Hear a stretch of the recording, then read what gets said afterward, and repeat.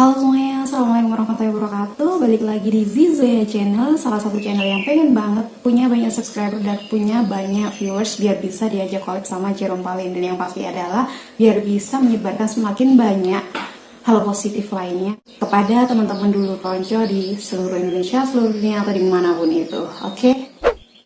Gimana? Dulu konco masih semangat?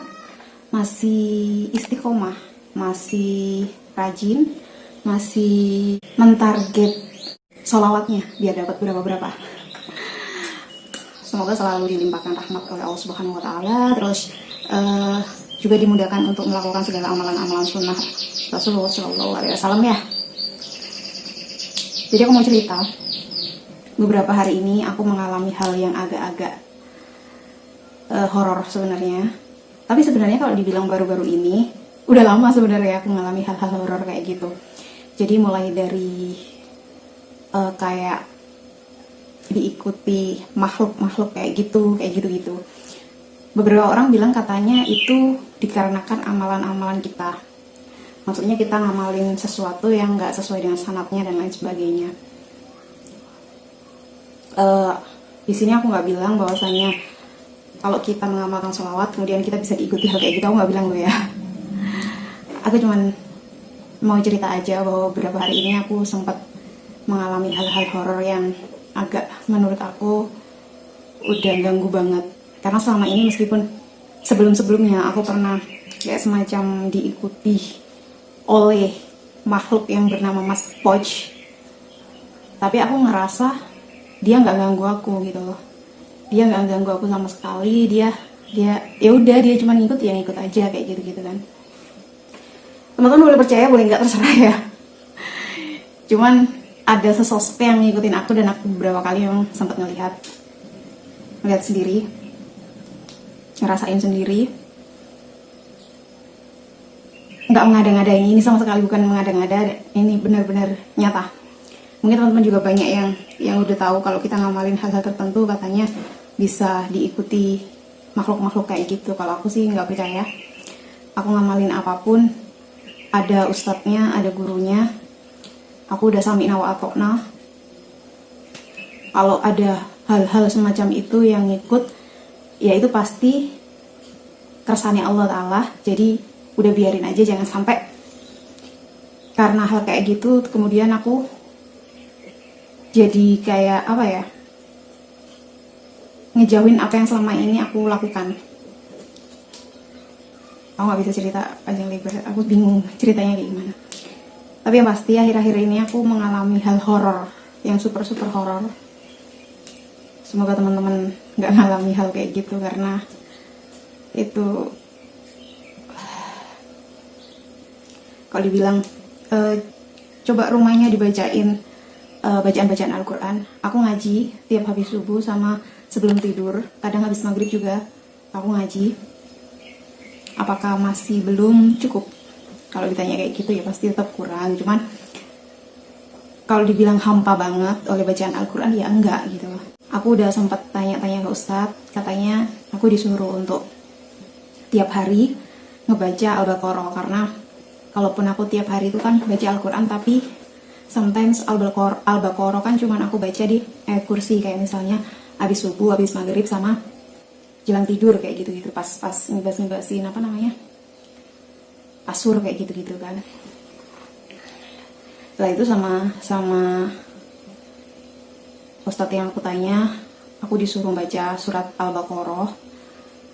Dan setelah 3 hari ngalamin hal horor, dari yang mulai ada Mbak Kunti, ada perempuan tinggi besar, sampai terakhir digigit kelabang tengah malam, dan itu selalu 12:30. Alhamdulillah, setelah aku puter Al-Baqarah itu kan, kalau teman-teman tahu di YouTube itu kan rata-rata 2 jam. Setelah itu aku puter, setiap 2 jam berhenti aku nyalain lagi, 2 jam berhenti aku terbangun aku nyalain lagi. Jadi kayak gitu-gitu. Aku nggak ngerti ini asalnya dari mana, karena aku memang nggak kemana-mana sejauh ini. Aku nggak kemana-mana. Tiba-tiba kalau sampai ada hal-hal kayak gitu itu agak aneh sebenarnya. Aduh, entah, wallahu alam. Tapi aku percaya alam gaib itu ada. Dan kalau memang kalau mereka pengen kayak berteman, kayak maksudnya kayak ya udah, maksudnya mau tinggal di sini, maksudnya di rumah aku, atau mau sekedar singgah sebentar atau apa, ya wes, cuman jangan sampai ganggu yang sampai kayak gitu. Kalau udah ganggu itu udah kayak nggak bener ini. Nonton ada yang pernah ngalamin kayak gitu nggak? Salah seorang temanku bilang katanya itu karena amalan-amalan. Setelah tak ingat-ingat, aku ngamalin apa gitu, aku ngamalin hal-hal yang kayak bertentangan ke Allah gitu loh. Cuman kata temanku, amalan-amalan yang nggak jelas sanadnya itu juga bisa mendatangkan hal-hal semacam itu gitu kan. Cuman ini aku belum tanyain ke ustadz aku, karena aku coba hubungin ustadz aku belum bisa. Tapi bagiku, apa sih salahnya dengan baca sholawat gitu loh? Apa salahnya dengan kita mengamalkan seperti Al-Waqi'ah,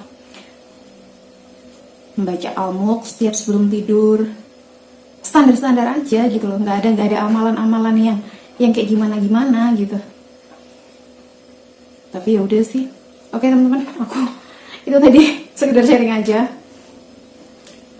Barangkali teman-teman ada yang punya pengalaman kayak gitu, bisa di-share juga. Emang agak horor sih, tapi ya udahlah, biarin aja. Jadi hari ini aku mau bercerita tentang satu kisah. Jadi untuk mendatangkan rezeki itu sebenarnya nggak hanya dengan sholawat gitu. Kita juga bisa dengan yang namanya bersedekah. Nah, di satu waktu aku menemukan kisah ini bercerita tentang kerja keras seorang pria. Jadi mungkin teman-teman yang habis di PHK atau habis dirumahkan, atau bahkan sekarang nggak punya pekerjaan sama sekali, benar-benar nggak ada yang dikerjain sehingga nggak mendapat penghasilan gitu. Ini mungkin bisa menjadi teladan buat teman-teman. Jadi kisah ini itu bercerita tentang seorang pria, yang mana pria itu adalah seorang pekerja harian, dan ketika saat itu dia seharian penuh benar-benar nggak dapat kerja, sehingga dia pulang dengan tangan kosong. Ketika dia pulang, ditanya oleh istrinya, dia menjawab bahwasanya tidak ada pekerjaan hari ini, sehingga ia tidak bisa mendapatkan uang untuk membeli makanan. Kemudian sang istri mengatakan, lalu bagaimana dengan anak kita gitu kan. Kemudian pria tersebut udah bingung, udah kalut, udah nggak tahu harus kayak gimana lagi, sampai akhirnya dia berkata, ini udah malam banget. Pada masa itu mungkin belum ada lampu penerangan kayak gitu-gitu. Kemudian si pria ini berkata pada istrinya bahwasanya dia akan pergi lagi untuk mencari rezeki. Jadi benar-benar dia sehari udah nyari, udah kerja, udah berusaha, maksudnya udah keluar rumah, udah berusaha nyari kerja dan lain sebagainya, ternyata masih belum dapat. Begitu pulang, dia cuma istirahat sebentar, lalu balik lagi, pergi lagi untuk nyari kerja lagi, sampai akhirnya dia bingung, nggak tahu harus kemana.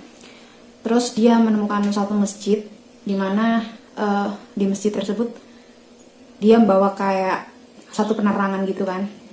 Pergi ke masjid, dia membawa kayak satu penerangan gitu kan, terus pergi ke masjid, dia melakukan sholat. Setelah melakukan sholat, di waktu yang bersamaan itu ternyata penguasa atau raja di daerah situ itu sedang merasakan gundah gulana yang sangat-sangat nggak enak banget, sampai suatu ketika dia pokoknya malam itu harus bersedekah kayak gitu, sehingga dia membawa beberapa keping emas. Kemudian dia pergi dengan kudanya tanpa ada pengawal. Dia pergi. Sang raja ini bilang pada Allah, sang raja ini berdoa pada Allah, ya Allah, malam ini aku sedang gundah gulana sekali, aku nggak tahu, aku nggak akan memegang kendali kuda ini, maka arahkan kemana kuda ini akan melangkah. Lah, sang raja ini pengennya agar Allah menunjukkan mungkin ada orang yang benar-benar butuh malam itu untuk bersedekah, untuk menerima sedekah sang raja, seperti itu. Kemudian dikisahkan pria ini habis sholat, dia berdoa dengan sangat sungguh-sungguh, karena dia udah berusaha paginya dengan sangat sungguh-sungguh juga. Sang raja ketika tiba di masjid tersebut, ketika kudanya berhenti di masjid tersebut yang tidak dia kendalikan, dia berpikir, kenapa aku dibawa ke masjid ini? Ada apa ya Allah gitu. Kemudian dia melihat ada satu cahaya penerangan gitu, dan dia coba untuk mendekatin cahaya penerangan itu. Ternyata di situ ada satu orang yang sedang berdoa dengan sangat sungguh-sungguh dan meminta kepada Allah untuk diberikan rezeki. Kemudian sang raja tersebut menyapa pria yang mencari kerja ini tadi, dan dikisahkan sang raja memberikan beberapa keping emas yang ia bawa tersebut kepada pria ini gitu kan.